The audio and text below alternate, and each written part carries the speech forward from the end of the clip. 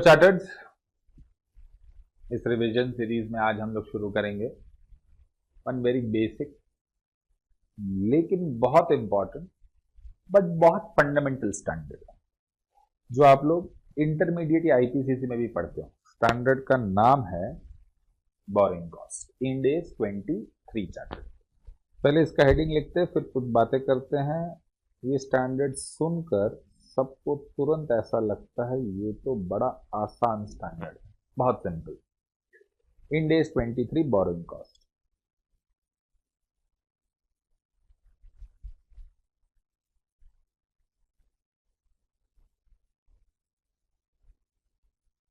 Correct. अब borrowing cost, borrowing cost सुनते ही सबसे पहले हमें क्या याद आता है कि सर एक ये इंटरेस्ट का कॉस्ट है और ये स्टैंडर्ड हमें ये बताता है कि इंटरेस्ट कॉस्ट एसेट में ऐड होगा या नहीं होगा। अगर इतनी सी बात की जाए तो करेक्ट, एकदम सिंपल टर्म्स में, सिंपलेस्ट फॉर्म में डिस्कशन किया जाए तो बोरिंग कॉस्ट का स्टैंडर्ड का मतलब क्या है? सर बोरिंग कॉस्ट स्टैंडर्ड हमें ये बताता है कि जो हमने इंटरेस्ट कॉस्ट इनकर्ड किया है वो हमारे एसेट में ऐड होगा या कैपिटलाइज होगा या नहीं, ये बताता है। बस इतनी सी बात, करेक्ट है ना? अब बोरोइंग कॉस्ट का मतलब कॉस्ट ऑफ बोरोइंग, करेक्ट। हाँ, तो पहली बात तो हमने ये लिख ली, cost of borrowing. It is cost of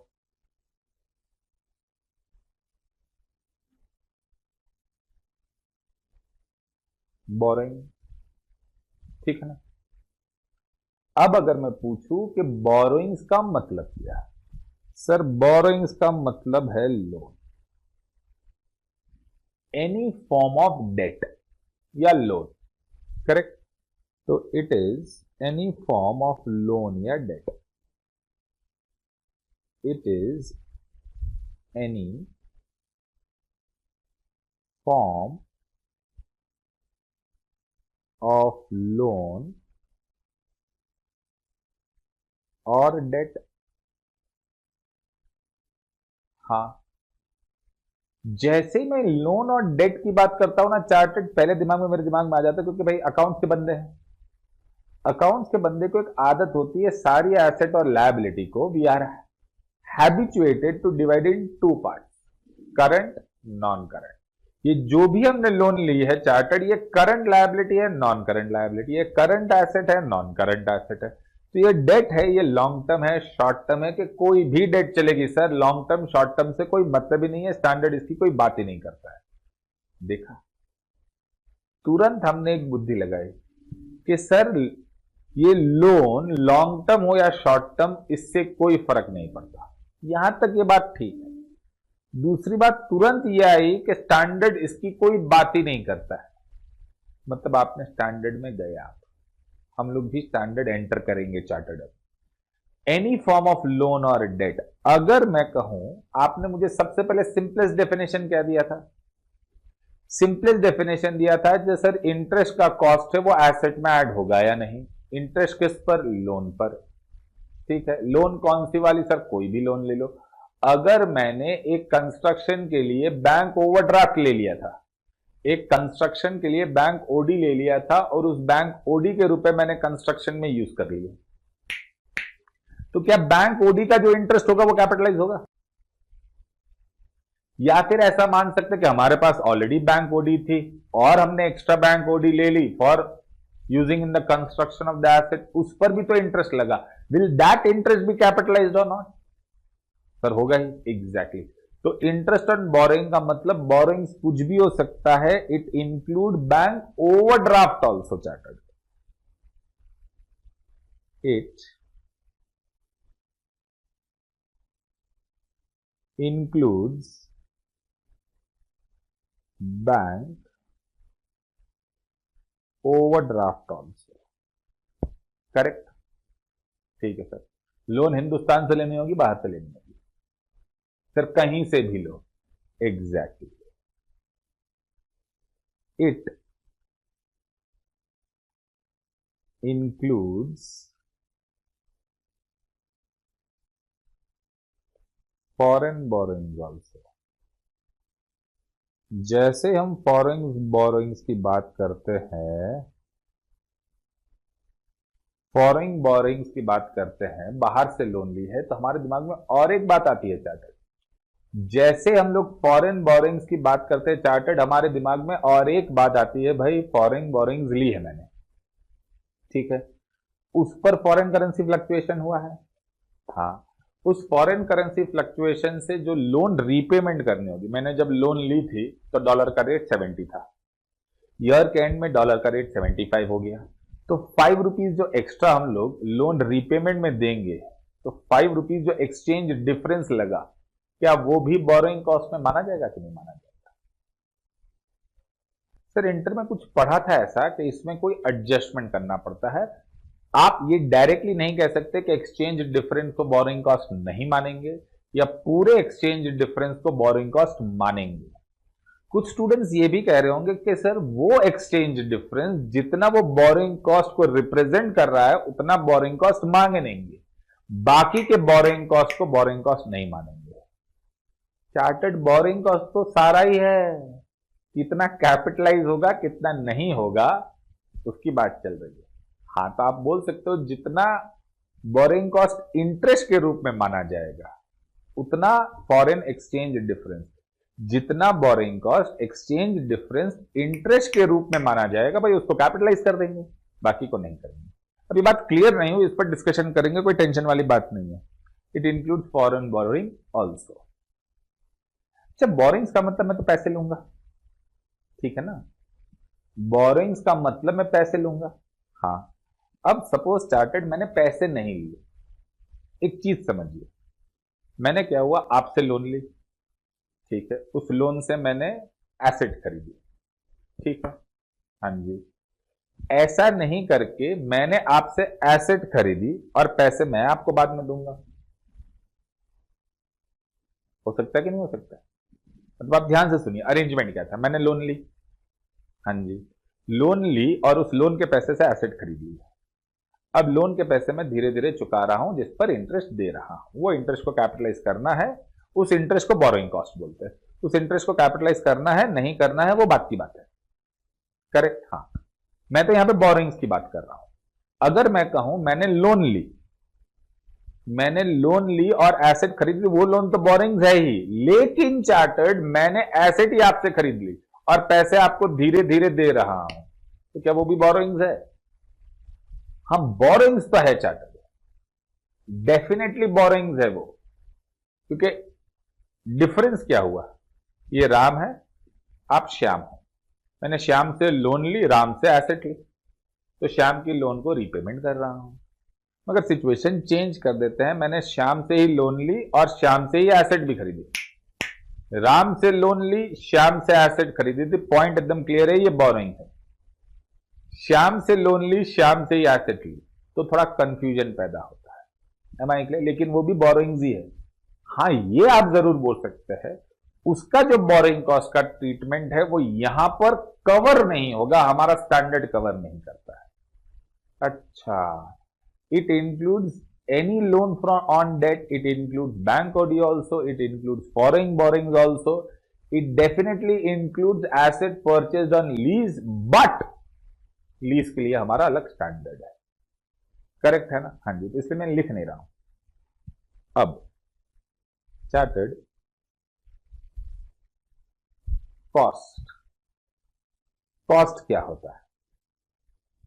cost होता है चार्टर्ड, एक तो हम लोग इसको मान लेते हैं बेसिक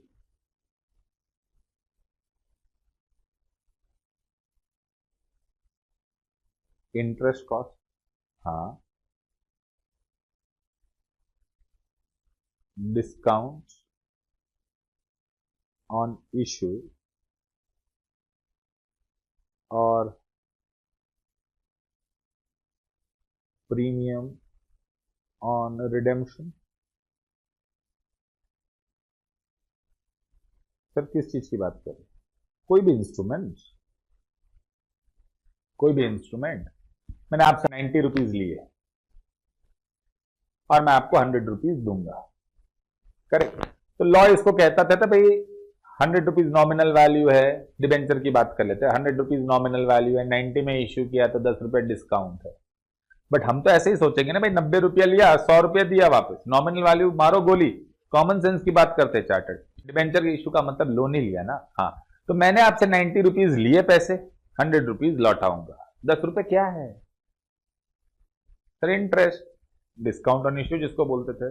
मैंने 90 रुपीज लिया आपसे, 105 लौटाऊंगा, तो पूरा का पूरा 15 ही तो इंटरेस्ट हुआ ना। कॉमन सेंस तो यही बोलता है कि भाई 90 लिए, 105 लौटाए, तो पूरा का पूरा 15 रुपीज इंटरेस्ट चार्टेड। अगर मैं ऐसा कहूं 10 rupees discount on issue, 5 rupees premium on redemption, क्योंकि नॉमिनल वैल्यू 100 है। सर वापस बोलो धीरे धीरे, नॉमिनल वैल्यू 100 है, ठीक है। मैंने इश्यू किया 90 में, मतलब आपने मुझे 90 दिए, 10 रुपीज क्या कहेंगे? Discount on issue. रिडेम्पशन के समय मैंने आपको 105 रीपे किया, रिडेम्पशन के समय मैंने आपको 105 रीपे किया, करेक्ट। हाँ जी। अगर रिडेम्पशन के समय मैंने 105 रीपे किया तो 5 rupees premium on redemption. Yes, मैं ऐसे नहीं सोचता, या कोई भी ऐसे नहीं सोचता है।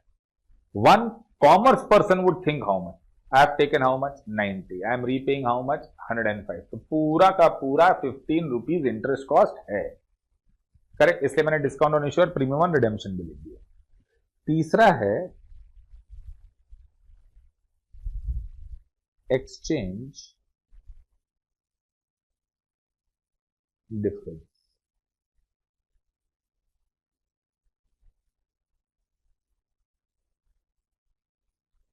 करेक्ट। एक तो सिंपल इंटरेस्ट का, दूसरा कॉस्ट ऑन इश्यू और premium on redemption of debenture, तीसरा एक्सचेंज डिफरेंस। नाउ चार्टर्ड, तो ये पता चल गया कॉस्ट का मतलब क्या होता है, और एकदम सिंपलेस्ट भाषा में आ जाए चार्टर्ड, कॉस्ट का मतलब क्या होता है। एक प्रॉपर्टी मैंने ली यूज करने के लिए, तो यूज करने का एक कॉस्ट है, तो हाँ, उस यूज करने के कॉस्ट को हम लोग क्या बोलते हैं? Rent, correct. हाँ जी। मैंने एक गाड़ी भाड़ा पे ली, रेंट पर गाड़ी ली भाड़े पर, तो उसका भी तो हायर चार्जेस देना होगा, तो cost of using the car क्या होगा? Higher charges. मैं ट्रेन में, बस में, टैक्सी में, फ्लाइट में, ऑटो में ट्रैवल कर रहा हूं, तो भाई उस डिस्टेंस ट्रैवल करने के लिए मैंने किसी और की एसेट यूज की। हाँ, तो cost of using the asset for the purpose of travelling, उसका कॉस्ट तो देना होगा ना। उस कॉस्ट को क्या बोलते हैं? एयर फेयर, ऑटो फेयर, बस fair, train fair, air fare, कुछ भी बोल लो।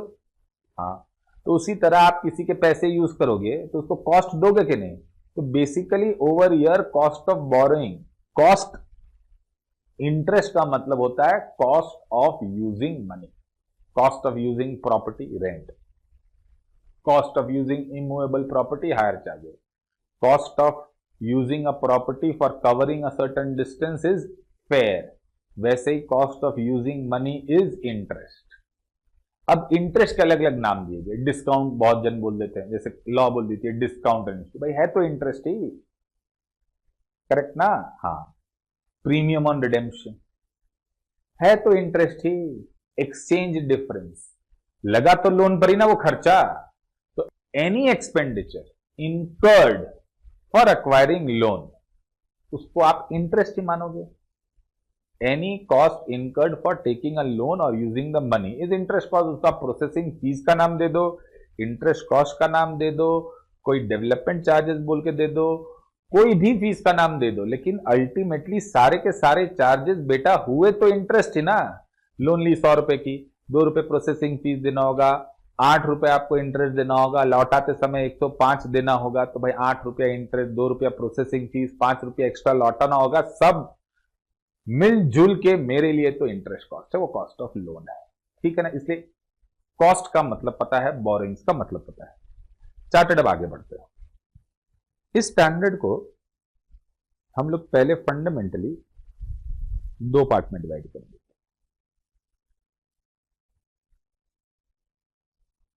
करेक्ट। पहला पार्ट क्या है चार्टर्ड? पहला पार्ट है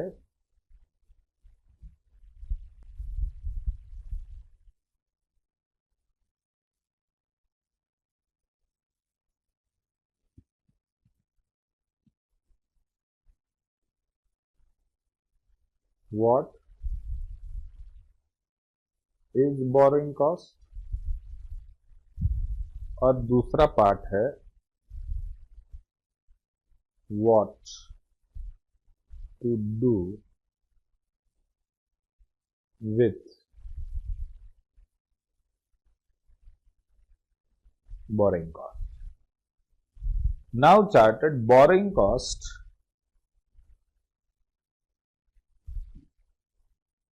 को हमने ऐसे तो मतलब समझ गए, cost of borrowing is nothing but borrowing cost, वो ऊपर हमने लिख दिया था। बट अब स्टैंडर्ड में घुसते थे, ऑफिशियल तरीके से घुसते।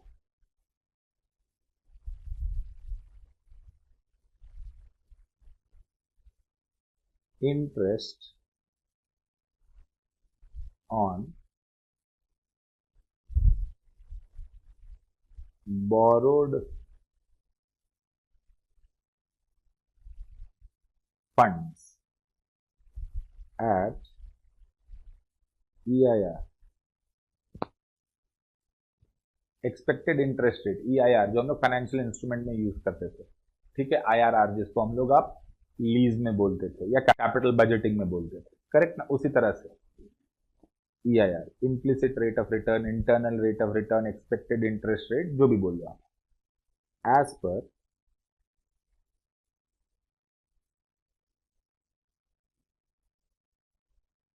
Ind AS 109।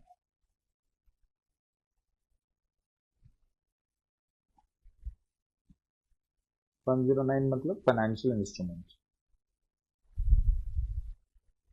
फाइनेंशियल इंस्ट्रूमेंट में करते थे ना, amortise cost method, ACM method में इंटरेस्ट रेट जो कैलकुलेट करते थे उस तरह से कैलकुलेट करेंगे। नाउ चार्टेड इट इंक्लूड्स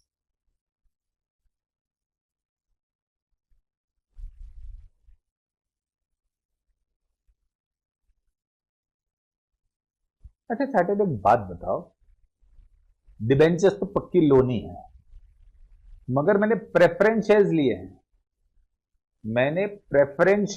हैं, अब प्रेफरेंस शेयर्स का जो डिविडेंड होगा क्या वो इधर इंक्लूडेड होगा, नहीं इंक्लूडेड होगा? सर प्रेफरेंस शेयर्स का डिविडेंड क्यों इंक्लूडेड होगा, वो तो कैपिटल है। एक पीछे से स्टूडेंट चिल्ला रहा है ना ना, डिपेंड करता है। प्रेफरेंस शेयर्स अगर रिडीमेबल है, अगर आप उसको कैश में रिडीम करते हो तो सर वो तो लायबिलिटी है। अगर आप उसको इक्विटी शेयर फ्यूचर में देने वाले हो तो वो आपके लिए इक्विटी है। मतलब प्रेफरेंस डिविडेंड अगर लायबिलिटी मान के चलते हो प्रेफरेंस शेयर को तो वो तो इंटरेस्ट कॉस्ट है, और अगर आप उसको इक्विटी मान के चलते हो तो बोरोइंग्स ही नहीं है, बात ही खत्म हो गई। एग्जैक्टली, क्योंकि प्रेफरेंस शेयर में ड्रामा है चार्टेड। अगर प्रेफरेंस शेयर्स को मैं कैश में रिडीम करने वाला हूं, अगर मैं प्रेफरेंस शेयर्स को चार्टेड कैश में रिडीम करने वाला हूं तो भाई वो तो मेरे लिए लायबिलिटी है, और लायबिलिटी में अगर मैं कोई भी कॉस्ट इनकर करूं और कोई भी नाम दे दूं, इंटरेस्ट बोल दूं चाहे डिविडेंड बोल दूं, but that is interest cost only, no? हाँ जी सर, तो it includes redeemable preference share.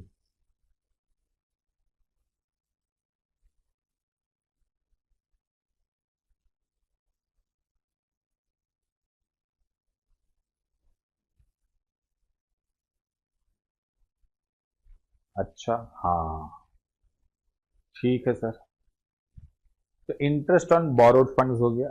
दूसरी बात हो गई जो मैंने कहा था, finance charge on lease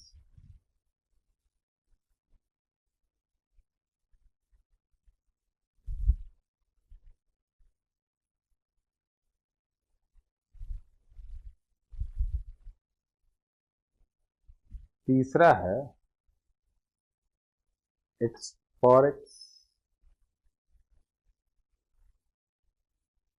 loss up to certain amount, इसको मैंने कहा था exchange difference, correct. Now chartered borrowing cost का करना क्या है? सर बोरोइंग कॉस्ट का करना क्या, उसके पहले ये बताइए, आपने रिडीमेबल प्रेफरेंस शेयर्स को लिख दिया, इसमें इक्विटी शेयर्स का क्या होगा? इक्विटी शेयर्स को जो डिविडेंड मिलता है वो नहीं आएगा, तो वो तो इक्विटी है, तो लिख देते हैं। चलिए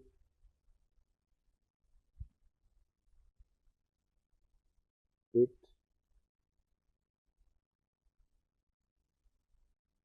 does not include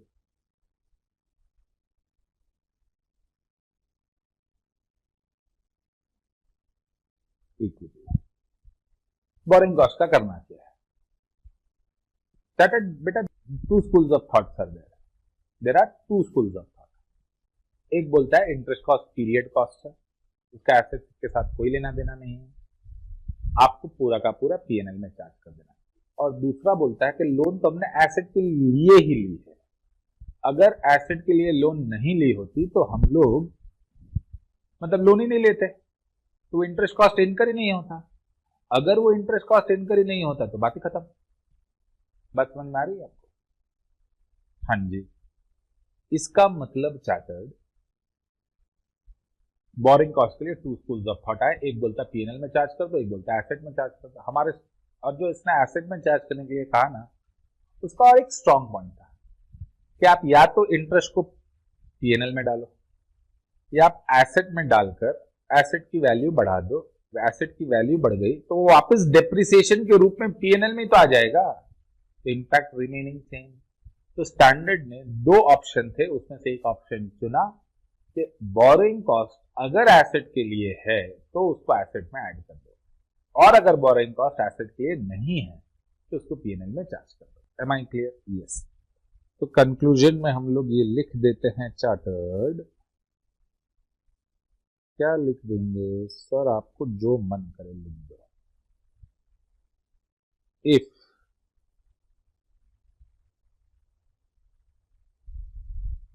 borrowing cost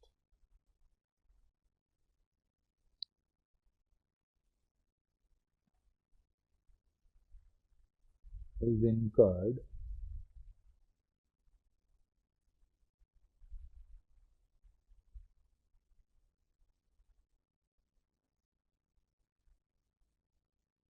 on qualifying assets, QA बोल देते हैं। If borrowing cost is incurred on qualifying assets, then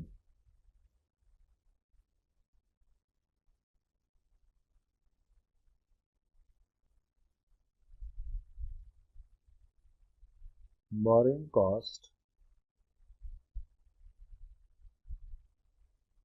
should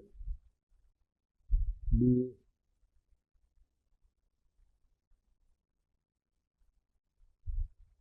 capitalized, that is added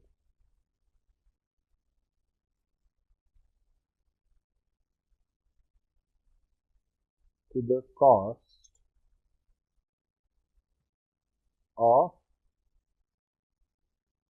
PPE, fixed asset का दूसरा नाम, करेक्ट है ना? Borrowing cost should be capitalized and added to the cost of PPE. Else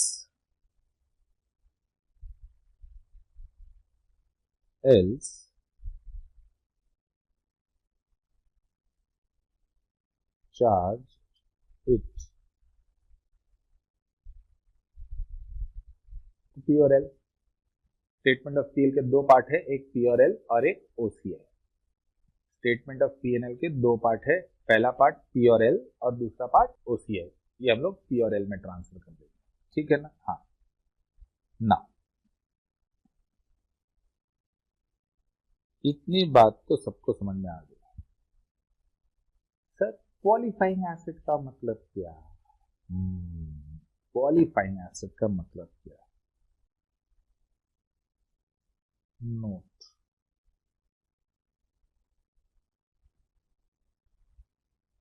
qualifying assets,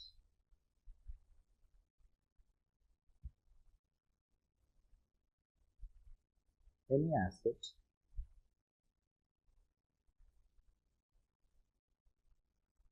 which takes substantial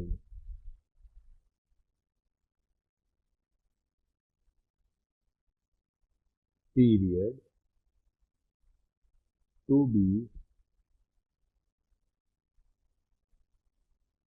ready to use, takes substantial period to be ready to use, to be in ready to use condition,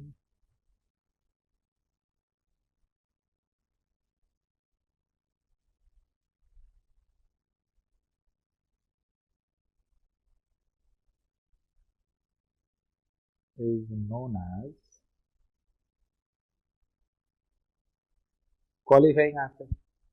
जैसे ये लिखते हैं chartered, हमारे दिमाग में और एक बात आ जाती है, सर ये सब्सटैंशियल पीरियड क्या होता है?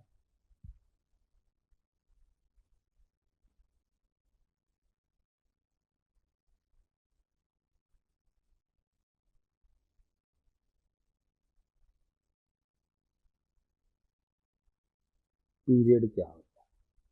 नाउ चार्टर्ड सब्सटैंशियल पीरियड हम लोग A16 में पढ़ते थे, अकाउंटिंग स्टैंडर्ड 16 में, जो इंटर में आपने या आईपीसीसी में पढ़ा था, कि सब्सटैंशियल पीरियड का मतलब होता है पीरियड 1 साल या 1 साल से ज्यादा। यहाँ पे इंड एस ने सब्सटैंशियल पीरियड की कोई परिभाषा नहीं दी है, कोई डेफिनेशन नहीं है कि सब्सटैंशियल पीरियड का मतलब 1 साल से ज्यादा है। सब्सटैंशियल पीरियड वो मैनेजमेंट को डिसाइड करना हो। Am I clear? इसका मतलब आपको दो बातें याद रखनी है। A, it is not equal to 1 day। B, any period as decided by management, correct, उसको सब्सटैंशियल पीरियड मान लेते हैं ना। दूसरा, इस डेफिनेशन के कुछ एग्जाम्पल्स होने चाहिए कि इसको, ये सर ये एग्जाम्पल दीजिए, substantial period to be in ready to use condition. तो चार्टर्ड इसको हमने क्वालिफाइंग एसेट को भी दो पार्ट में तोड़ दिया।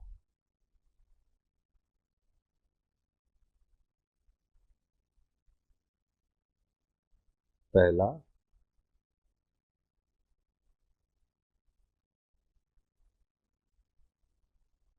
इंक्लूड ए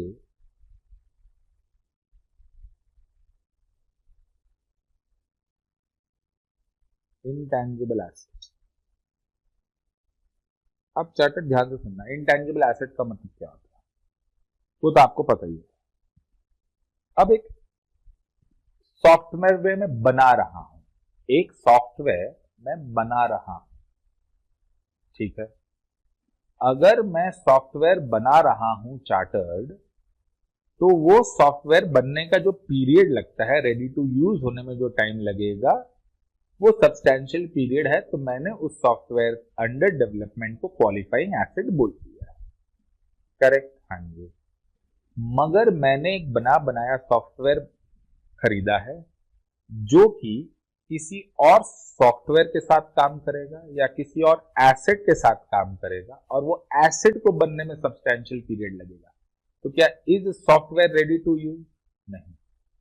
तो सॉफ्टवेयर अगर इंडिपेंडेंटली रेडी टू यूज में नहीं है तो उसको रेडी टू यूज नहीं मानेंगे। ये बात याद रखिएगा। मैंने रेडी टू यूज वाला, आपने सॉफ्टवेयर कंप्लीट खरीदा, उसमें कुछ नहीं है, मगर वो सॉफ्टवेयर जिसके साथ यूज होगा, या तो वो दूसरा सॉफ्टवेयर है या कोई हार्डवेयर है, और उस हार्डवेयर को बनने में सब्सटैंशियल पीरियड लग रहा है, तो ये सॉफ्टवेयर जो हमने खरीदा वो भी क्वालिफाइंग एसेट हो जाएगी। M I clear? इंडिपेंडेंटली अगर आप यूज कर पा रहे हो विदाउट एनी एक्सटर्नल सपोर्ट, तो वो रेडी टू यूज कंडीशन में है, तो वो क्वालिफाइंग एसेट नहीं है। Am I clear? हाँ सर, सर बात समझ में आ गई। आपने सॉफ्टवेयर खरीदा, अगर आप इंडिपेंडेंटली यूज कर रहे हो और उसको कर सकते हो विदाउट किसी एक्सटर्नल सपोर्ट के बिना, तो क्वालिफाइंग एसेट नहीं है। अगर आप उसको किसी एक्सटर्नल सपोर्ट के साथ यूज कर रहे हो और वो सपोर्ट को बनने में सब्सटैंशियल पीरियड लगेगा, तो ये सॉफ्टवेयर को भी क्वालिफाइंग एसेट माना जाएगा। हाँ या ना? हाँ। चलो दूसरा,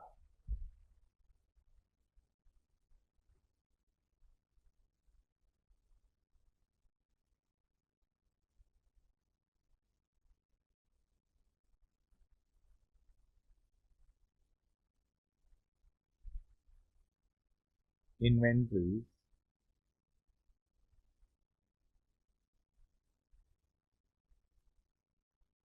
other than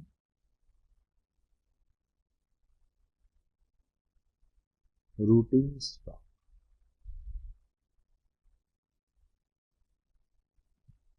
inventories other than routine stock, जो रेगुलरली हम लोग बनाते हैं या खरीदते हैं वो वाला स्टॉक नहीं, इसमें कुछ अलग अलग भी है ना इन्वेंट्रीज में इंक्लूडेड है, जैसे स्पेयर्स एंड पार्ट, वो भी तो इन्वेंट्री में है, वो यहाँ पे आ जाएगा। Am I clear? सर हम लोग इन्वेंटरी में पढ़ते थे कि अगर कोई एसेट अगर हमने इन्वेंट्री प्रोड्यूस किया है और उसको सब्सटैंशियल पीरियड लग रहा है तो उसका बोरिंग कॉस्ट ऐड होगा। वाइन का एग्जांपल लेते थे हम, एप्लीकेबल है, मगर वो तो AS2 में आएगा ना बेटा, इंड AS2 में, इन्वेंट्री वाले स्टैंडर्ड, यहाँ पे नहीं आएगा।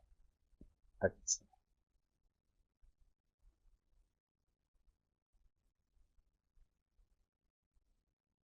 Power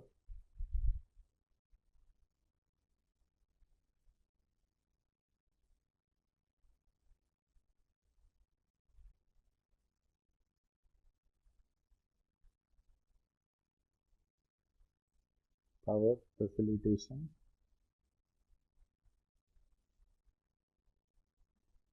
plants, then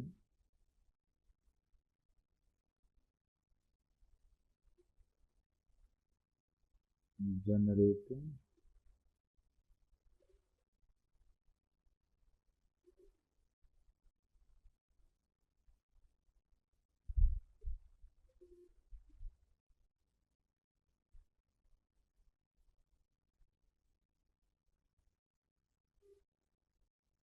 investment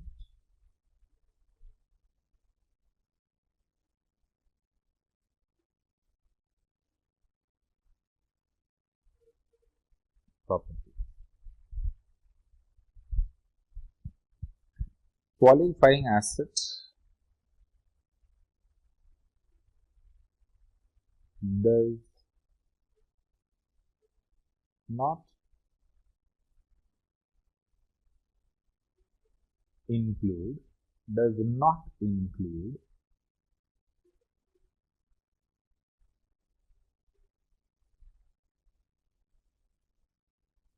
the assets which are ready to use, assets which are ready to use on date of acquisition. DOA लिख के चलेगा? Correct? B, assets measured at fair value. C, biological assets, तो balance sheet में fair value पर ही आती है, ठीक है ना, तो उसका एग्जाम्पल है बेसिकली। Clear chartered? तो ये हो गया आपका नोट क्वालिफाइंग एसेट को लेकर।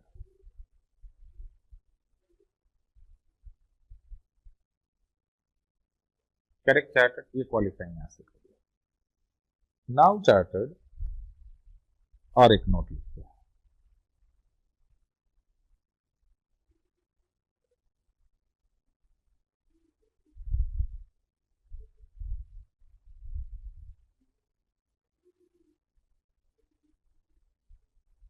borrowed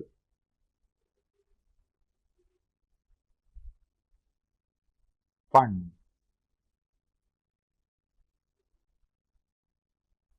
shall be used for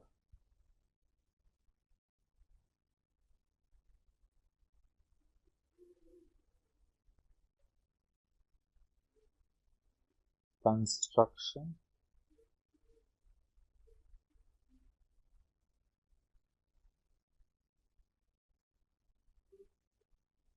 acquisition,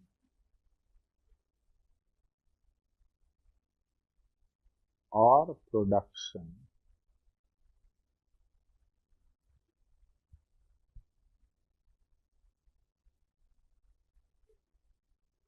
of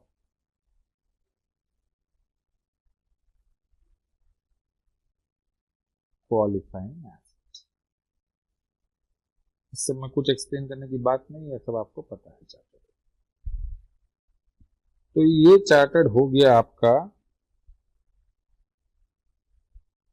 एकदम सिंपल सी बात कि ये बोरिंग कॉस्ट है। क्या कॉस्ट का मतलब समझा, बोरिंग कॉस्ट का मतलब समझा, बोरिंग कॉस्ट में क्या क्या इंक्लूड होगा वो समझा, बोरिंग कॉस्ट में क्या इंक्लूड नहीं होगा वो समझा, correct.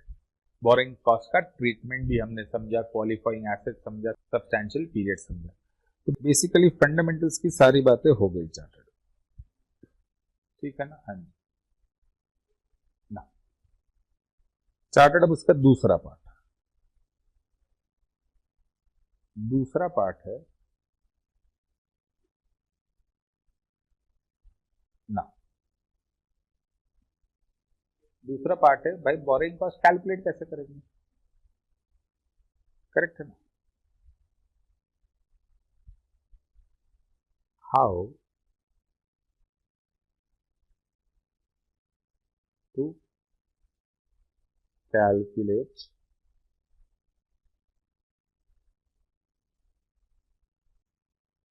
borrowing cost other than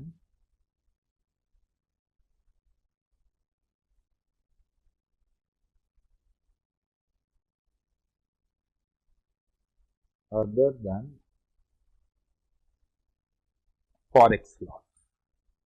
forex loss का बोरिंग कॉस्ट इसके बाद सीखेंगे, एग्जाम्पल के साथ सीखेंगे, वो सबसे ट्रिकी एरिया है, बाकी तो आपको पता ही है, इसमें ज्यादा कुछ नहीं है, बस फाइनल पॉइंट्स डिस्कस कर ले, आपको एक चैप्टर रिकैप हो जाए।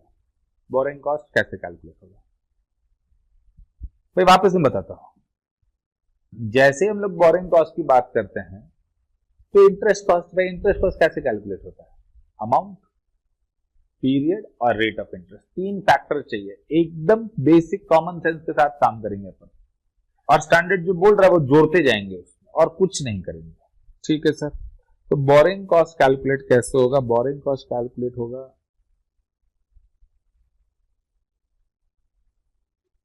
Amount into rate of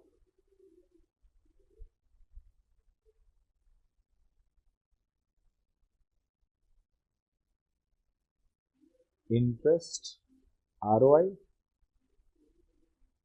into period. अब ये तीनों फैक्टर पर पूरा स्टैंडर्ड बेस्ड है।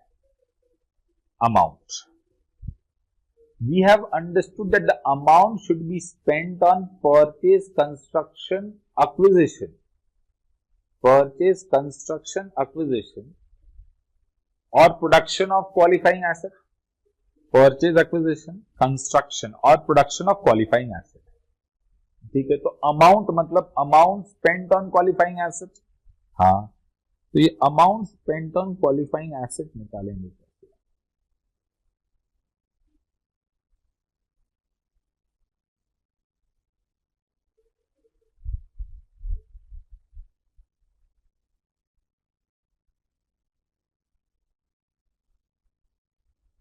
Amount spent on qualifying asset. अब ध्यान से एक लॉजिक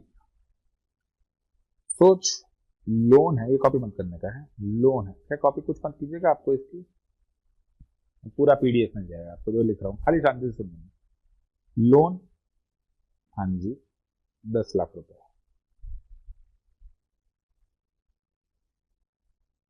एसेट जो कंस्ट्रक्ट कर रहा हूं वो तो या 8 लाख की या 12 लाख की, ठीक है।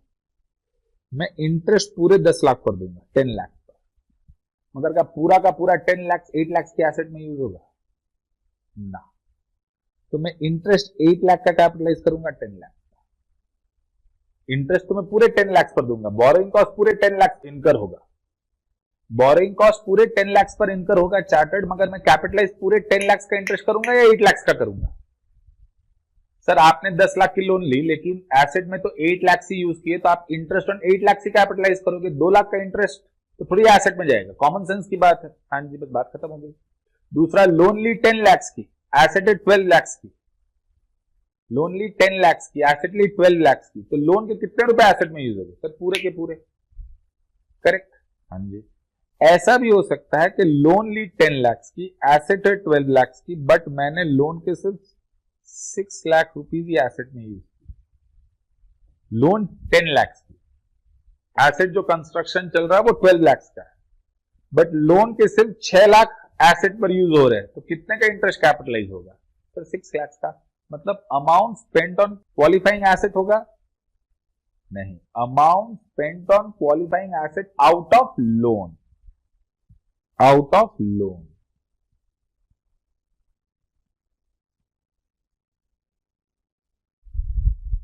और कब तक कैपिटलाइज होगा सर? जब तक एसेट रेडी टू यूज नहीं हो जाती है। करेक्ट। कब तक ये कैपिटलाइज होगा? जब तक ये एसेट रेडी टू यूज नहीं होता। अब amount spent on qualifying loan कैसे कैलकुलेट करेंगे? Amount spent on qualifying asset out of loan कैसे कैलकुलेट करेंगे?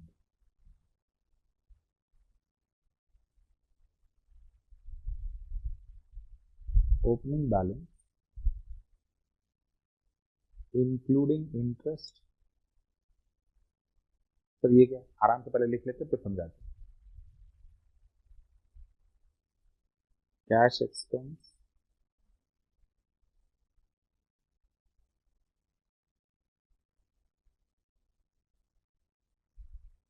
Raw material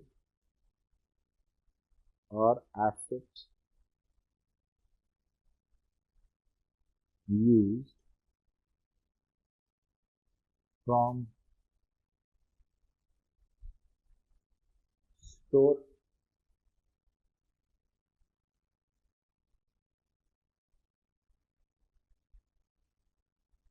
less progress payment received less government grant।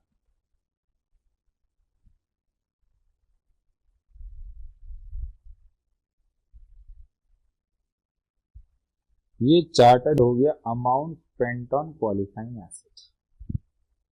Suppose chartered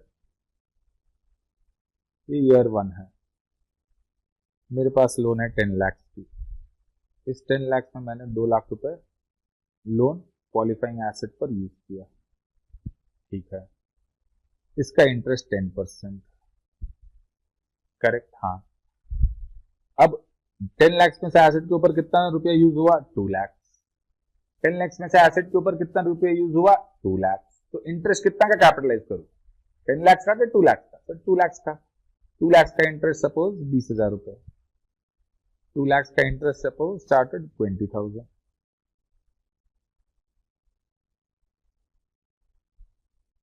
2 lakh 20 asset हो गए। हाँ। अब ये एसेट के इस साल कंप्लीट हो गई है? नहीं, कंप्लीट नहीं हुई।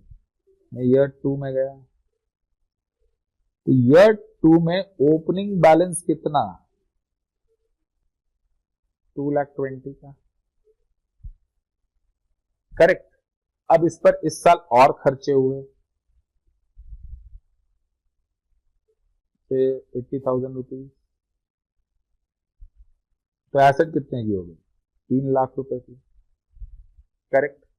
तब में इन 10 लाख में से कितने यूज हो गए? 3 लाख एसेट के लिए। सर 2 लाख तो लास्ट ईयर यूज हो गए थे। अगर आपने लोन रीपे नहीं किया तो हर साल इंटरेस्ट पे करना होगा ना? हाँ। इंटरेस्ट भी पे नहीं किया तो इंटरेस्ट पर भी तो इंटरेस्ट देना होगा। हाँ। तो मुझे इंटरेस्ट 2 लाख पर 20 पर तो देना होगा। ऑल्दो मैंने लास्ट ईयर 2,20,000 यूज कर लिए, लोन के 2 लाख यूज कर लिए, उस पर 20,000 इंटरेस्ट का, तो एसेट की वैल्यू कितनी हो गई? 2,20,000। मैं इंटरेस्ट अब 2,20,000 पर ही दूंगा ना, कंपाउंड इंटरेस्ट। मैंने तो इंटरेस्ट पे नहीं किया है। बात समझ में आ रही है? इंटरेस्ट कैपिटलाइज कर दिया पहले साल। अगर मैंने इंटरेस्ट पे कर दिया होता तो अगले साल सिर्फ मुझे 2 लाख पर इंटरेस्ट जोड़ना होता। हाँ, लेकिन मैंने इंटरेस्ट पे नहीं किया है, तो लास्ट ईयर का जो बैलेंस चला आ रहा है उस पर 2,20,000 पर इंटरेस्ट देना है, प्लस करंट ईयर का एक्सपेंडिचर 80, तो मुझे इंटरेस्ट देना है 3 लाख पर। यस और नो? तो इंटरेस्ट आया 30,000, तो ये 30,000 इंटरेस्ट कैपिटलाइज होगा। मतलब चार्टर्ड में जो कहना चाहता हूं, ओपनिंग बैलेंस जो है वो इंक्लूडिंग इंटरेस्ट होगा। क्योंकि लास्ट ईयर मैंने 2 लाख रुपए यूज कर लिए लोन के, ठीक है। अब वो एसेट लास्ट ईयर कंप्लीट नहीं हुए, इस साल भी चल रही है, तो वापस 2 लाख पर इंटरेस्ट तो देना ही होगा। हाँ, प्लस 20,000 जो कैपिटलाइज किया है और इंटरेस्ट का पेमेंट नहीं हुआ है चार्टर्ड, उस पर भी तो इंटरेस्ट देना होगा, इसलिए ओपनिंग बैलेंस इंक्लूडिंग इंटरेस्ट।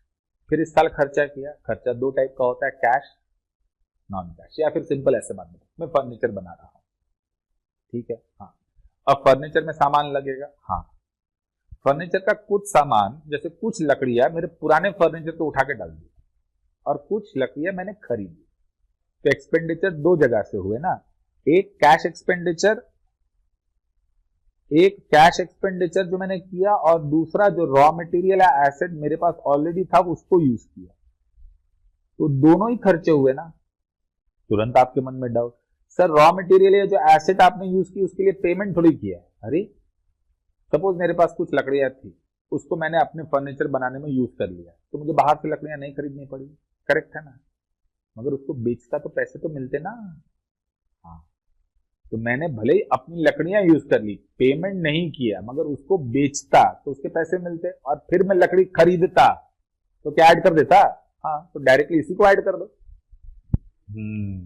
बात समझ में आ गई। लेस प्रोग्रेस पेमेंट्स, इसका मतलब अगर सपोज चार्टर्ड मैं एसेट किसी और के लिए बना रहा हूं और उसको मैंने कहा था भाई एसेट इतनी बन गई है, अब कुछ पेमेंट मुझे कर दो, तो सपोज मैंने जैसे कहा 2 लाख मैंने खर्चा किया, हाँ, 20,000 उसमें इंटरेस्ट लगा, हाँ, 2,20,000 हो गया पहले साल, हाँ, दूसरे साल आई विल स्टार्ट विद 2,20,000, हाँ, इस पर और 80,000 का एक्सपेंडिचर हुआ, हाँ, 30,000 का इंटरेस्ट एक्सपेंडिचर होगा, हाँ, एसेट कैपिटलाइज हो जाएगी 3,30,000 की, हाँ, जिसमें से मुझे कुछ प्रोग्रेस पेमेंट मिल गया। प्रोग्रेस पेमेंट मतलब मुझे सपोज 40,000 रुपए मिल गए, जिसका कॉन्ट्रैक्ट में मैं ये एसेट बना रहा था उसने मुझे 40,000 का पेमेंट कर दिया, हाँ, वो 40,000 का पेमेंट से मैं लोन रीपे कर दूंगा, हाँ, तो मुझे ब्याज तो अब 2,90,000 पर ही लगेगा ना। हाँ, या तो प्रोग्रेस पेमेंट रिसीव हो गया तो मेरे पॉकेट से पैसा लगने कम हो गए, लोन का रुपया कम यूज हो रहा है, या मुझे गवर्नमेंट ग्रांट से पैसे मिल गए तो मेरा पैसा यूज होना कम हो गया, तो मैं ये जो पैसे मुझे मिल गए, मैंने जो पैसे लगाए माइनस जो पैसे मिल गए मुझे, तो सिंपल सी बात है, अगर आप ये सारा फॉर्मूला लर्न करना नहीं चाहते तो आप क्या करोगे, करेक्ट। एसेट पर जो कंस्ट्रक्शन का खर्चा लास्ट ईयर किया था, प्लस जो लास्ट ईयर का इंटरेस्ट है, मतलब जो लास्ट ईयर कैपिटलाइज्ड अमाउंट है वो, प्लस इस साल जो भी खर्चा किया चाहे कैश या नॉन कैश हो, ये टोटल खर्चा जो मैंने क्वालिफाइंग एसेट पर किया, इसमें से कुछ पैसे मुझे वापस मिल गए, या तो मेरे कॉन्ट्रैक्टर ने दे दिए मुझे, कॉन्ट्रैक्टी ने मुझे दे दिए, या मुझे गवर्नमेंट ग्रांट मिल गए, तो उतने पैसे तो वापस आ गए, तो पैसे तो अपन के लगे नहीं, तो ब्याज तो उसमें लगेगा नहीं, इंटरेस्ट तो उसमें लगेगा नहीं, तो कैपिटलाइज तो करना ही नहीं है। अच्छा, तो सर सिंपल सी बात, एसेट का ओपनिंग बैलेंस, हाँ, प्लस जितना इस साल खर्चा किया, हाँ, प्लस जितना पैसा मिल गया, इतने रुपए हमने इस साल एसेट पर खर्च किए, एकदम कॉमन सेंस, ठीक है ना। अब rate of interest, now chartered rate of interest का मतलब क्या, रेट ऑफ इंटरेस्ट होता है, it is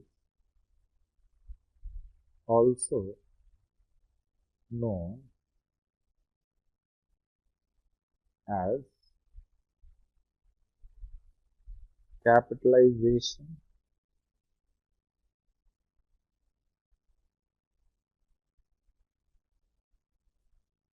rate.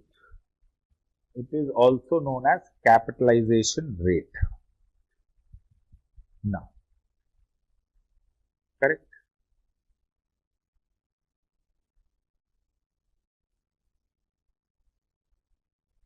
Such rate should be EIR of loan instrument.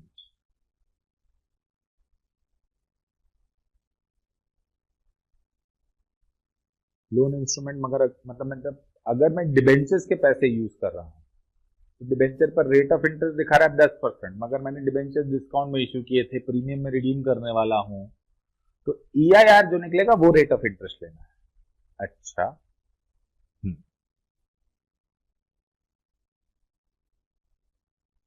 If loan is general borrowing,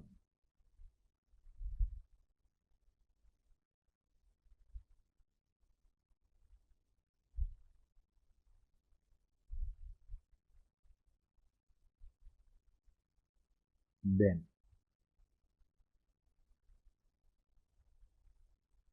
rate of interest, that is capitalization rate, is equal to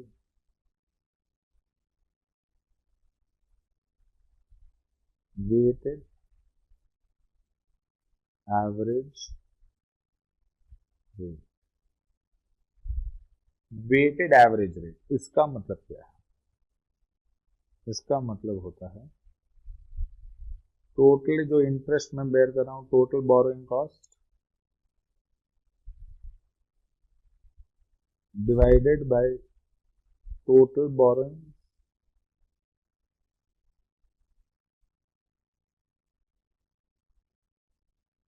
into 100।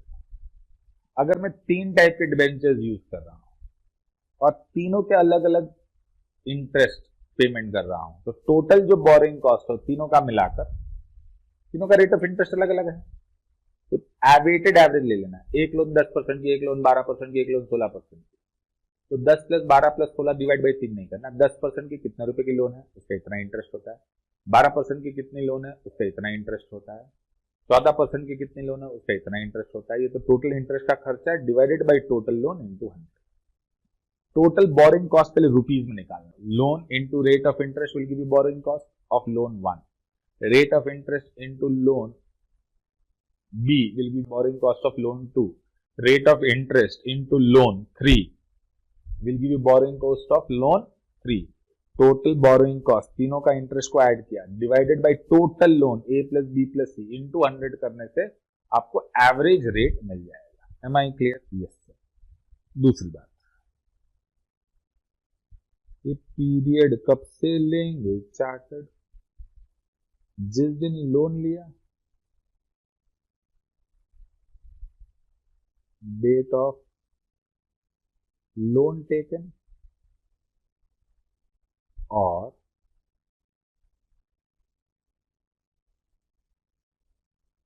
Date of construction started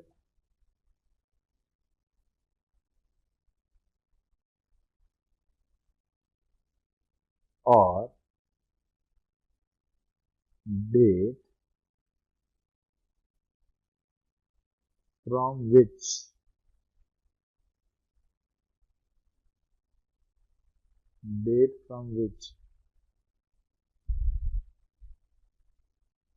loan amount was used in construction। Chartered हम लोग इसको priority देंगे। Loan ली 1 तारीख को, construction start हुआ 2 तारीख को, मगर लोन के पैसे में कंस्ट्रक्शन में यूज कर रहा हूं कुछ 3 तारीख से, तो उस दिन से कैपिटलाइजेशन शुरू होगा। सर जनरल बोरिंग्स के बारे में आपने नहीं बताया। बताऊंगा बेटा, जरूर बताऊंगा। करेक्ट। इसके ऊपर ऐसा लिख दे तो पीरियड के ऊपर ए,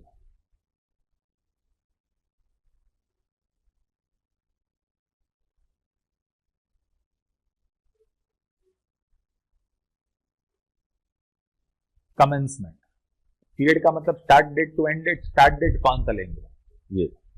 दूसरा, एंड डेट कौन सा लेंगे? एंड डेट को हम लोग क्या बोलते हैं? सेसेशन।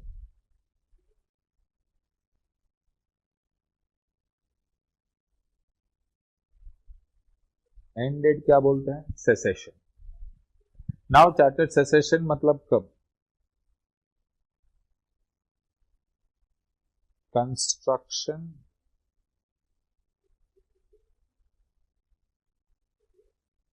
ओवर और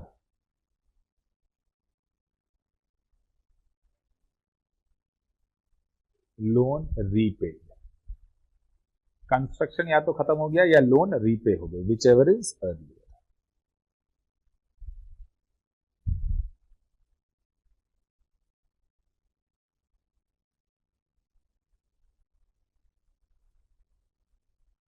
स्टार्ट डेट, एंड डेट, कुछ पीरियड को हम लोग कंसिडर नहीं करते, सस्पेंशन बोलते हैं। अगर एक्टिव डेवलपमेंट उस समय रुक गया था तो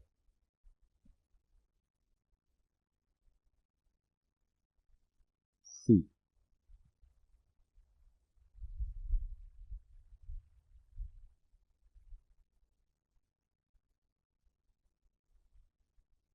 suspension.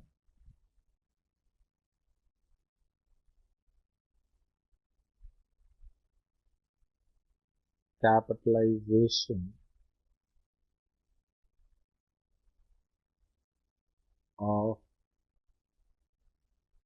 borrowing cost should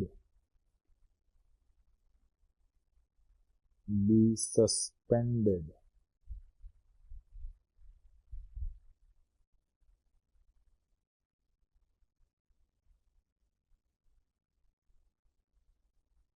during extended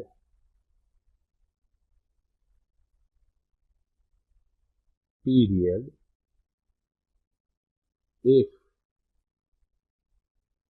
active development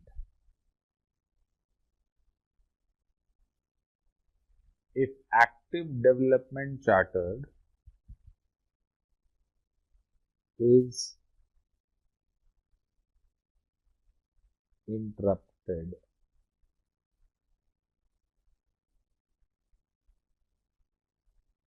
by abnormal activities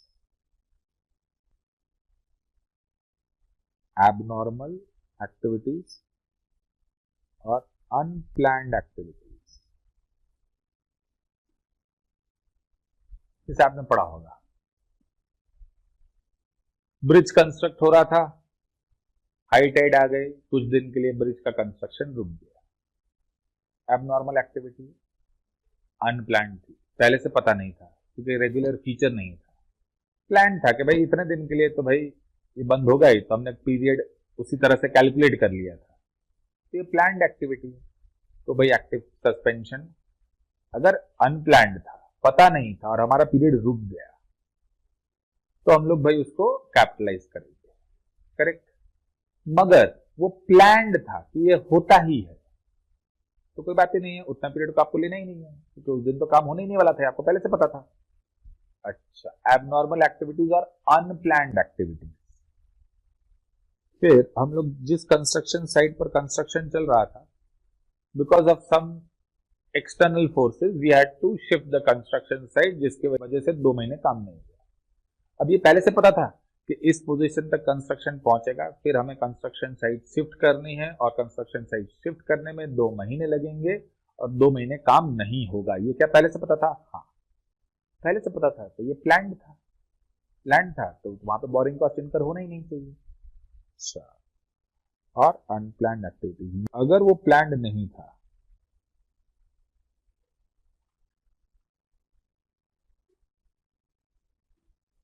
correct, मतलब सस्पेंशन कम होगा जब अनप्लान्ड होगा। प्लान्ड होगा तो आपको तो पहले से पता है, तब बोरिंग कॉस्ट चालू रखोगे, मगर अनप्लान्ड होगा तब बोरिंग कॉस्ट रोक दोगे। ठीक है। अच्छा, प्लान्ड है, पहले से पता है कि ये ऐसा होता ही है, हाई टाइड आती है, 20 दिन तक काम नहीं ही होगा, तो पहले से पता था पीरियड, तो बोरिंग कॉस्ट कैपिटलाइजेशन चालू रखो। मगर पहले से नहीं पता था, रुक गया अचानक काम, अनप्लान्ड एक्टिविटी की वजह से, एबनॉर्मल एक्टिविटी की वजह से। हाई टाइड पहले से प्लानिंग में थी, बोरिंग कॉस्ट कैपिटल होगा। हाई टाइड पहले से प्लानिंग में नहीं थी, अचानक बाढ़ आ गया, काम रुक गया, सस्पेंशन होगा।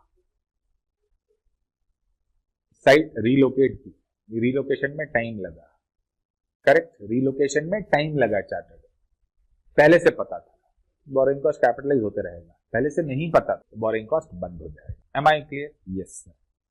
नाउ चार्टर्ड, आपने जनरल बोरिंग की बात की।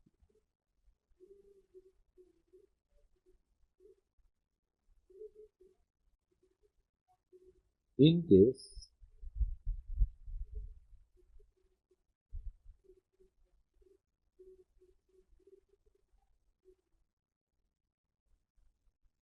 specific borrowing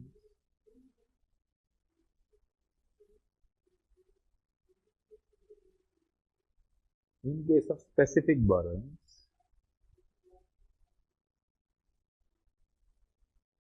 borrowing cost to be capitalized is equal to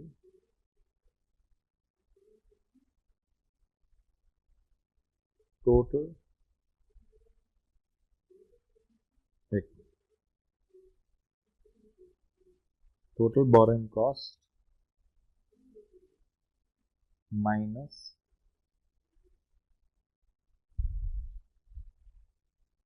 income on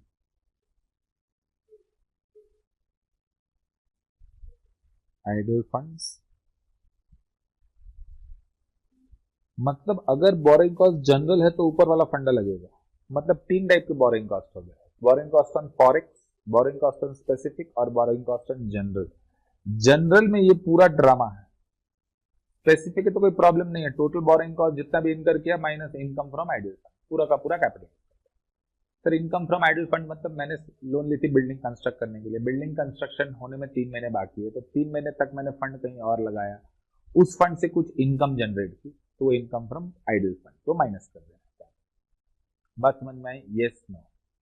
पक्का? इसको आप थोड़ा रिवाइज करो, फिर हम लोग इसके कुछ और फाइनल पॉइंट डिस्कस करते हैं। नाउ चार्टर्ड, तो आपको ये बोरिंग कॉस्ट कैलकुलेट करना वो भी सीख गए, अदर देन हम लोग सीख गए फॉरेक्स वाला। अब चार्टर्ड हम लोग फॉरेक्स वाला बोरिंग कॉस्ट के बारे में देखते हैं और समझते हैं।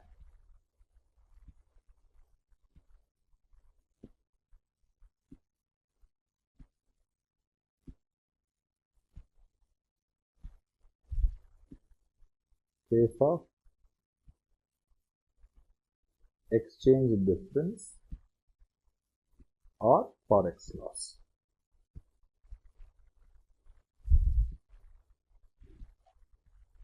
Correct?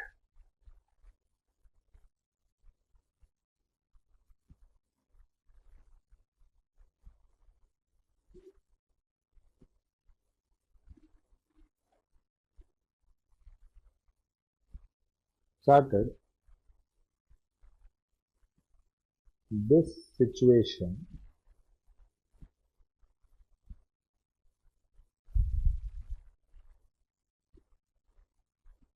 situation arises only in case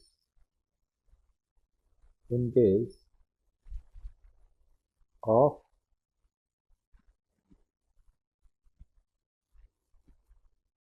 foreign borrowings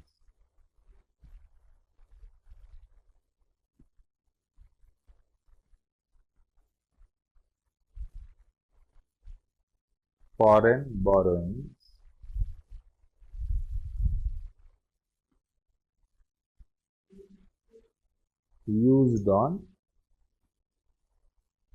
qualifying asset. अगर बाहर की लोन हमने क्वालिफाइंग एसेट पर यूज किया, इस पर A16 भी था ही चार्टर्ड हमारा, लेकिन थोड़ा ये एक्सटेंड हो गया, ध्यान से देखते हैं इसको। तो रॉकेट साइंस नहीं, एकदम कॉमन सेंस से सोचेंगे तो भी हो जाएगा। Suppose chartered loan taken on 1/4/2018 of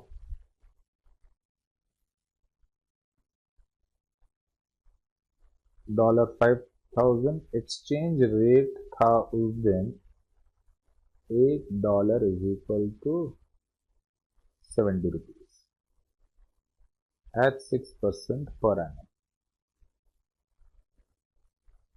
On 31st of March 19, interest was paid for full year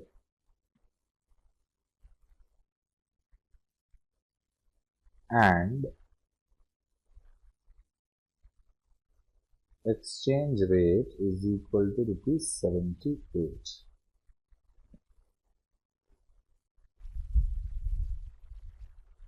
Similar loan in India is equal to 10%. अगर यही लोन आपने इंडिया से ली होती तो 10% पड़ता। अब सिंपल सी बात है, जैसे आप फॉरेक्स लोन, फॉरेक्स लॉस हो गया, मतलब पूरा कॉमन सेंस से समझेंगे चार्टर्ड तो बहुत आसान है। आपने इंडेस को कहा, अथॉरिटी को, कि भाई मैंने सिंस फॉरेन से लोन ली है तो मुझे एक्सचेंज डिफरेंस की वजह से लोन में लॉस हो रहा है।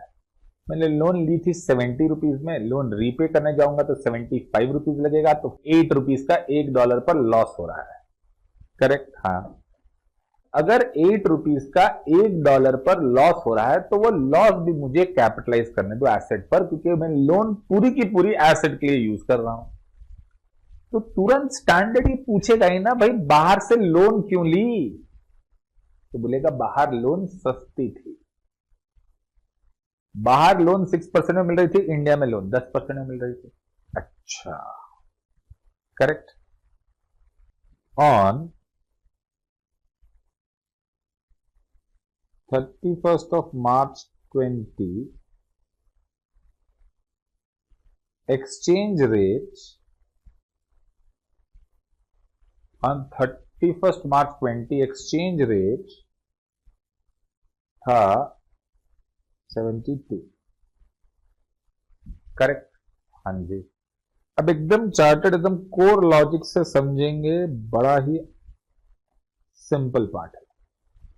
पहला ईयर है 18-19, हमने लोन ली थी 1/4/18 को, तो 18-19 की बात पहले करते हैं।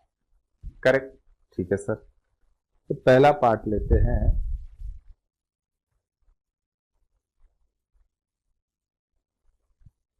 दूसरा पार्ट। पहला पार्ट ले लिया हमने 2018 में। आप खाली बातें सुनिएगा तो आपको सारी बातें क्लियर हो जाएंगी। हम लोग गए स्टैंडर्ड के पास ये कहने के लिए मेरा फॉरेक्स लॉस हुआ है लोन पर, फॉरेक्स लॉस ऑन लोन। तो स्टैंडर्ड ने कहा भाई कितना का लॉस हुआ है? तो आपने बताया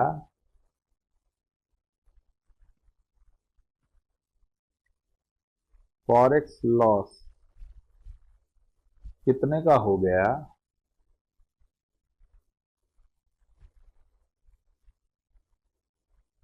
$5,000 की लोन थी, $1.78 हो गया है, जब लोन ली थी 70 था, तो आपके 40,000 रुपए का नुकसान हो गया है। तो आपने स्टैंडर्ड को कहा ये 40,000 का जो एक्सचेंज डिफरेंस अराइज हो रहा है, मैंने फॉरेक्स लॉस लेता है बट अदरवाइज वो एक्सचेंज डिफरेंस है, क्योंकि लोन आपने 70 रुपीज की ली थी, जब लोन रीपे करने जा रहे हो तो 78 के हिसाब से, क्योंकि वो तो $5,000 मांगेगा आपसे। आपको उसने $5,000 दिए थे, आपने 70 के एक्सचेंज कराकर लोन के रुपए यूज कर रहे, जब उसको पैसे देने जा रहे हो तो आपको वापस डॉलर खरीदने पड़ रहे हैं। डॉलर बेचे थे 70 में, खरीद रहे हो 78 में, तो भाई 8 रुपीज का नुकसान हो गया ना डॉलर पर। हाँ जी, हो गया सर। अब 40,000 का लॉस हो गया, तो आप 40,000 का लॉस का बोल रहे हो कि मुझे कैपिटलाइज करने दो।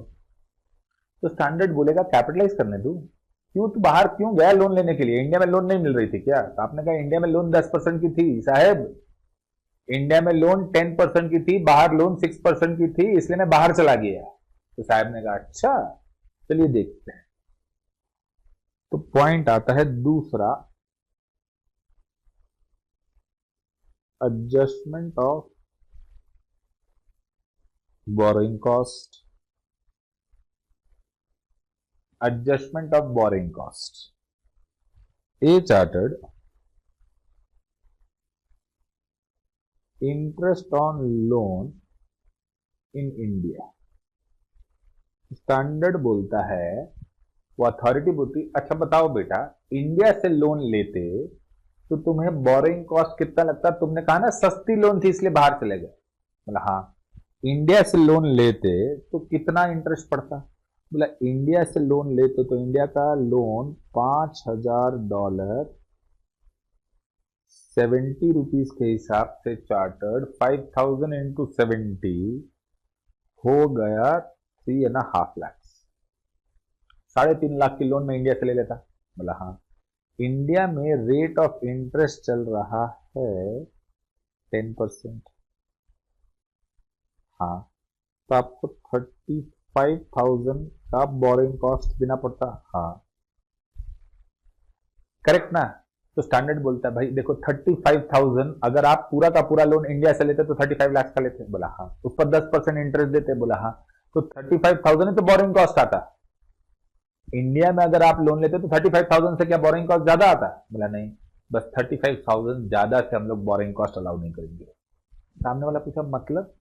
मतलब मैं बता रहा हूं।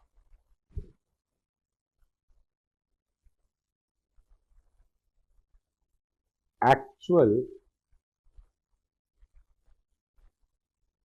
Borrowing cost, actual borrowing cost क्या? आपने $5,000 लिए, उस पर 6% इंटरेस्ट देना पड़ रहा है। हाँ, तो वो आदमी तो $5,000 का 6% मतलब $300 मांग रहा है। हाँ, आप उसको ईयर एंड में इंटरेस्ट दोगे $300 का। बोला हाँ। वो $300 ईयर एंड पे तो हो गए हैं ₹78 के। हाँ, तो आपको देना पड़ता इंटरेस्ट कॉस्ट 300 इंटू 78, 23,400।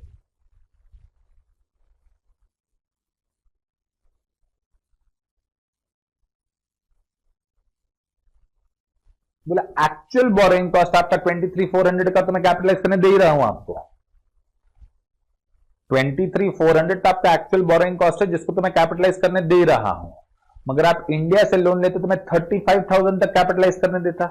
वापस बात को ध्यान से समझने दे। अगर आप इंडिया से लोन लेते तो मैं 35,000 तक कैपिटलाइज करने देता। हाँ, आपने बाहर से लोन ली तो 23,400 तो फिर भी कैपिटलाइज करने मिल रहा है क्योंकि वो आपका एक्चुअल बोरिंग कॉस्ट है। बोला हाँ। आपको कितना कम कैपिटलाइज करने मिल रहा है? बोला सर कम कैपिटलाइज करने मिल रहा है, ये दोनों का डिफरेंस आ गया 11,600। अगर मैं इंडिया से लोन लेता तो मुझे 35,000 कैपिटलाइज करने मिलता। फॉरेन से लोन ले रहा हूं तो मुझे सिर्फ 23,400 कैपिटलाइज करने मिल रहा है। इसका मतलब 11,600 मुझे कम कैपिटलाइज करने मिल रहा है। स्टैंडर्ड ने कहा हाँ, तो मैं बोरोइंग कॉस्ट का एडजस्टमेंट करने दूंगा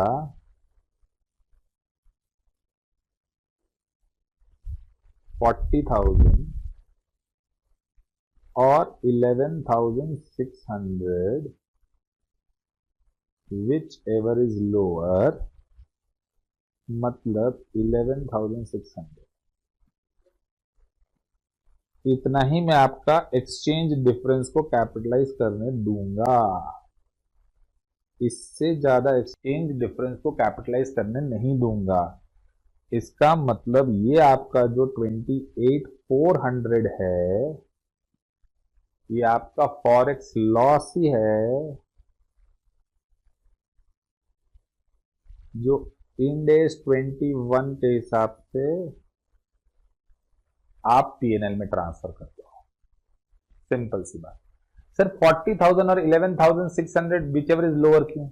आप फॉरेक्स लॉस क्लेम कर रहे हो 40,000 ही, मगर सपोज ये डिफरेंस आ जाता, ये जो डिफरेंस आ जाता आपका, ये दोनों का डिफरेंस जो 11,600 आया चार्टर्ड, वो 11,600 नहीं 45,000 होता। तो गवर्नमेंट क्या बोलता? 45,000 तक आपको एक्स्ट्रा कैपिटलाइज करने दो? नहीं, आपने मांगा ही एक्स्ट्रा कैपिटलाइजेशन 40,000, तो मैं 40,000 से ज्यादा कैपिटलाइज करने दूंगा ही नहीं। तो बात कहते हैं हम लोग गए उसके पास, 40,000 मुझे कैपिटलाइज करने दो। गवर्नमेंट ने कहा 23,400 तो करने दे ही रहा हूं। बोला हाँ, तो एक्स्ट्रा करने दो ना और 40। बोला अरे इंडिया से लोन लेता तो भी तो 35 से ज्यादा मैं कैपिटलाइज करने नहीं देता। 23,400 तो दे ही रहा हूं, इंडिया के मुकाबले 11,100 11,600 कम कैपिटलाइज करने दे रहा हूं। हाँ, उतना ज्यादा ले ले चल।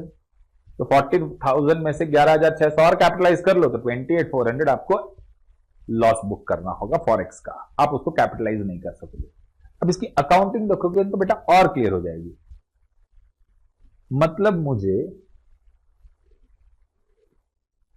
Total borrowing cost allowed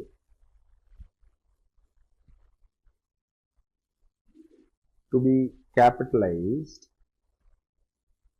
is equal to 23,400, वो तो मुझे अलाउ करते ही, प्लस फॉरेक्स लॉस का 11,600, मतलब 35,000 बोरिंग कॉस्ट कैपिटलाइज करना अलाउ कर रहे हैं।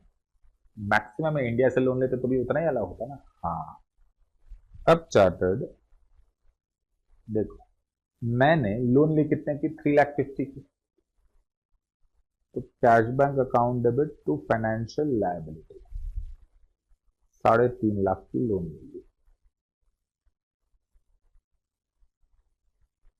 करेक्ट। हाँ, ईयर एंड में आया तो मेरा एक्सचेंज डिफरेंस 40,000 का आ गया और मेरी फाइनेंशियल लायबिलिटी बढ़ गई, लोन इंक्रीज हो गई 40,000, करेक्ट। मैंने 23,400 का तो इंटरेस्ट पेमेंट कर दिया। हाँ, 23,400 का जो इंटरेस्ट पेमेंट किया है चार्टर्ड, वो तो पूरा का पूरा कैपिटलाइज करने दे रहा है। हाँ, पीपीई 23,400 टू कैश बैंक 23,400, ये वो इंटरेस्ट है जो मुझे कैपिटलाइज करने दे रहे हैं। हाँ, अब ये जो मेरा एक्सचेंज लॉस है 40,000 का, उसमें से मैं पीआरएल में ट्रांसफर कर दूंगा 28,400 और पीपीई में कैपिटलाइज कर दूंगा 11,600 टू एक्सचेंज डिफरेंस 40,000। तो पीपीई में चार्टर्ड अगर आप देखोगे तो पहले 23,400 मुझे कैपिटलाइज करने दिया, फिर 11,600 कैपिटलाइज करने दिया, टोटल 35,000 कैपिटलाइज कर दिया। इंडिया से लोन लेते तो भी मैं 35,000 से ज्यादा कैपिटलाइज करने नहीं देता। एकदम कॉमन सेंस की बात है। हाँ जी, पहली एंट्री सर आपने लोन ली, दूसरी entry exchange difference to financial liability, जो लोन डॉलर का दाम बढ़ गया उसकी वजह से आपको लायबिलिटी बढ़ गई। तो आपको याद है फॉरेक्स मतलब फॉरेन करेंसी ट्रांजैक्शन, तो ये लोन मॉनेटरी आइटम है बेटा, और इंडेक्स कहता है मॉनेटरी आइटम को क्लोजिंग रेट पर वैल्यू करो। क्लोजिंग रेट मतलब 78 पर वैल्यू करो। 70 पर तो ऑलरेडी लोन दिखा रहा हूं मैं, ये लोन तो मैंने 70 पर दिखा दी है। मुझे अगर 78 पर वैल्यू करनी है तो 8 रुपीज से एक्स्ट्रा लोन रिकॉग्नाइज करनी होगी, तो 5,000 पर 8 रुपीज एक्स्ट्रा, $5,000 पर 8 रुपीज एक्स्ट्रा, तो मेरी लोन हो गई अब 3,90,000।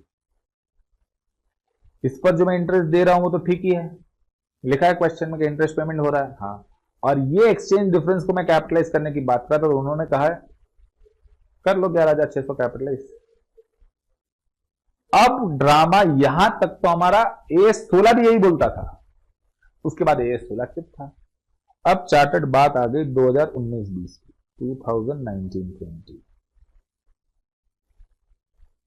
1920 में क्या हुआ कि हमने तो डॉलर को रिकॉग्नाइज कर लिया 78 में। हाँ, जो फॉरेक्स लॉस था उसमें से कुछ पोर्शन कैपिटलाइज भी कर दिया। हाँ, अगले साल फॉरेक्स गेन हो गया, डॉलर का रेट गिर गया है, 72 हो गया। आप क्वेश्चन देखो चार्टर्ड, क्वेश्चन में लिखा हुआ है कि इंटरेस्ट पे हो गया था जो मैंने पे कर दिया, interest was paid for the full year, वो मैंने पे कर दिया, और 31 को डॉलर का रेट हो गया 72, और जब मैंने लोन ली थी डॉलर का रेट था 70, फिर मैंने बढ़ा दिया 78, तो एक्सचेंज डिफरेंस 8 रुपए का बुक किया।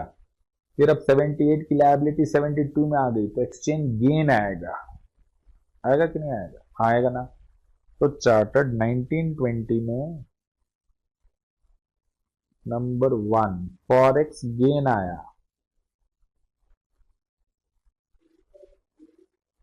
कितने का गेन आया? गेन आ गया डॉलर 5,000 इंटू 78 माइनस 72 मतलब 30,000 का गेन आ गया। इस गेन में से लेस फॉरेक्स लॉस 28,400 का जो था, तो मेरे पास बचा कितना? 1600 का अभी भी फॉरेक्स गेन है। मतलब आपने फॉरेक्स लॉस बुक किया था 28,400 का, तो आप फॉरेक्स गेन बुक कर लो 28,400 का, फिर भी एक्सेस गेन पड़ा है आपके पास। अच्छा, तो गवर्नमेंट बोलता है आपने लास्ट ईयर जो फॉरेक्स एक्सचेंज लॉस था, आपका लास्ट ईयर फॉरेक्स लॉस कितना था? 40,000। इसमें से पीएनएल में कितना डाला था? 28,400। तो आप इसको रिवर्स कर सकते हो अप टू 28,400। आपने लॉस पीएनएल में, आपका लॉस था कितना? 48। आपने लॉस को पीआरएल में कितना ट्रांसफर किया था?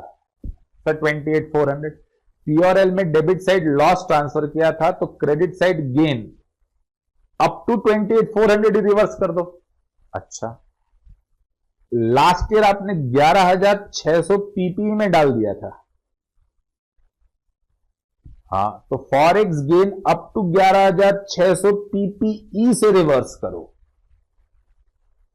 ओ अच्छा, सर आपका जो एक्सचेंज डिफरेंस था 40,000 का, उसको पीएनएल में ट्रांसफर किया था 40 और पीपी में ट्रांसफर किया था 1600, 11,600। हाँ, अगर अब आपके पास जैसे गेन हो गया है 50,000 का, हाँ, अगर गेन हो गया अगले साल 50,000 का, तो इस 50,000 का गेन में से तो 28,400 आपको रिवर्सल करना अलाउड है। हाँ, और 11,600 आपने पीपी में एक्स्ट्रा डेबिट कर दिया था, वहां से रिवर्सल करो। अच्छा, और बाकी का एक्स्ट्रा जो गेन है, बाकी का जो एक्स्ट्रा गेन है वो वापस पीएनएल में डाल दो 10,000 का। ये बात है। मतलब जितना आपने पीपी में कैपिटलाइज किया था उतना आपको रिडक्शन करना हो सकता है अगर आपका गेन है अगले साल। अगर आप फॉरेक्स लॉस होता है तो पीपी को बढ़ा देते हो, फॉरेक्स गेन होगा तो जितने से फॉरेक्स लॉस को पीपी में डेबिट किया था उतने से फॉरेक्स गेन को पीपीए से हटा भी तो सकते हो। एकदम लॉजिक समझो ना। तो ये जैसे ही लोन को आपने कैपिटलाइज किया ना चार्टर्ड, ये रिवैल्यूएशन हो गया, ये रिवैल्यूएशन रिजर्व हुआ। तो रिवैल्यूएशन जब लॉस हो रहा है तो रिवैल्यूएशन रिजर्व के साथ सेटअप होगा कि नहीं होगा? अरे हाँ ना। हाँ, तो रिवैल्यूएशन लॉस जब होता है ना रिवैल्यूएशन गेन के बाद, तो रिवैल्यूएशन गेन हम लोग रिवैल्यूएशन रिजर्व में डालते हैं। जब रिवैल्यूएशन लॉस होता है तो पहले रिवैल्यूएशन गेन को एब्जॉर्ब कर लो, फिर पीएनएल में डालते हैं। करेक्ट, यहां पे भी यही बोल रहा है। कोई भी रॉकेट साइंस की बात ही नहीं कर रहा, सब कॉमन सेंस। अगर आप सोचना शुरू करोगे तो आपको ही आंसर मिल जाएगा। स्टैंडर्ड कुछ हाई फंड लॉजिक दे ही नहीं रहा है। नंबर 2,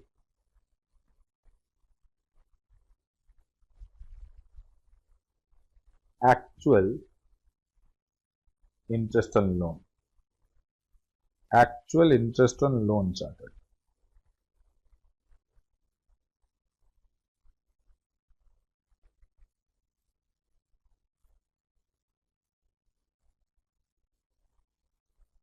कितना है?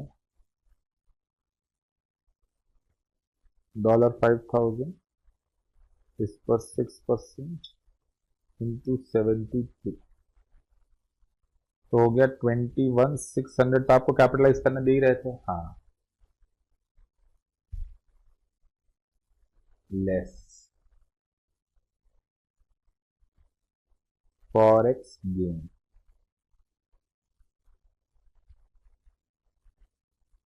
मैक्सिमम अप टू 11,600, बट मैं 1,600 का ही गेन राइट ऑफ कर दूंगा, तो कैपिटलाइज होगा सिर्फ 20,000।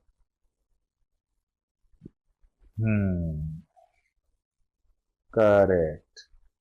इसका मतलब आप अकाउंटिंग में आ जाओ तो आपकी financial liability to exchange difference, जो एक्सचेंज गेन आया वो है 30,000 का। करेक्ट। आपने पूरा का पूरा इंटरेस्ट जो पे कर रहे हो वो पीपी में डेबिट कर दिया, क्योंकि बोरोइंग कॉस्ट डेबिट करना अलाउड है। 21,600 डेबिट कर दिया, तो पूरा का पूरा अलाउड है ना। मगर चार्टर्ड एक्सचेंज डिफरेंस जो 30,000 का है, उसमें से आप पीपी से माइनस कितना कर लोगे? पीपी से माइनस कितना कर लोगे? 1600, और बाकी का पी और एल में डाल दोगे। कितना? 28,400। तो पीपी में डेबिट हुआ अल्टीमेटली 20,000। सर अगर ये एक्सचेंज डिफरेंस 50,000 का होता तो भी पीपी से हम लोग कितना सेट ऑफ करते? 50,000 होता। सपोज ये 50,000 होता, तो मेरे पास जो 50,000 होता चार्टर्ड, उस 50,000 में से मैं पहले माइनस करता 28,400, जो कि पीएनएल में डाला था। बचा कितना? 28,400 50,000 में से गया तो 21,600 बचता। करेक्ट। बट 21,600 में से मैं 11,600 ही पीपी से माइनस कर पाता, पूरा 21,600 पीपी से माइनस नहीं कर पाता, क्योंकि पीपी में मैंने लॉस का खाली 11,600 डाला था। तो मेरी एंट्री तब ऐसी हो जाती, exchange difference 50,000 to PPE 11,600 to P और एल 50,000 माइनस 11,600 38,400। अच्छा, तो पीपी से आप 11,600 रिवर्स कर पाते मैक्सिमम, उससे ज्यादा तो रिवर्स ही नहीं कर पाते। हाँ। अच्छा, 28,400 आपने लास्ट ईयर जो लॉस बुक किया था उसको रिवर्स कर दिया। हाँ, और 10,000 देखा जाए तो एक्स्ट्रा गेन बुक किया। जो 38,400 आप पीएनएल में क्रेडिट कर रहे, तो लास्ट ईयर पीएनएल में डेबिट कितना गया था? 28,400। तो नेट दोनों साल में गेन कितना बुक किया? नेट दोनों साल में गेन कितना बुक किया? 10,000। और वही ऐसे भी होता, आप कह रहे हो ना 50,000 होता। हाँ, देखो लास्ट ईयर का लॉस कितना? 40। लॉजिकली ये पीएनएल में जाता है। इस साल का गेन कितना? 50। तो लॉजिकली 10 गेन पीएनएल में जाना चाहिए था ना, इसमें भी जाता है। सर ये बात क्लियर हो गई। ये आपका ट्रीटमेंट है फॉरेक्स लॉस का। इसके साथ ही चार्टर्ड हमारी सारी बातें as far as Ind AS 23 borrowing cost है वो पूरी आती है चार्टर्ड। इतने याद रखने से बाकी जो भी आप इंस्टीट्यूट के सवाल सॉल्व करते हो वो देख लीजिएगा, वो इंटर लेवल के ही है, कुछ नहीं है। ये सारा एक रिकैपिचुलेशन था, और उसमें जो नई बात थी इंटर के अलावा, दैट वाज ये फॉरेक्स गेन, उसका भी 2019-20 की, that we have discussed in detail. Thank you so much, it was wonderful being with you all. Bye bye, take care.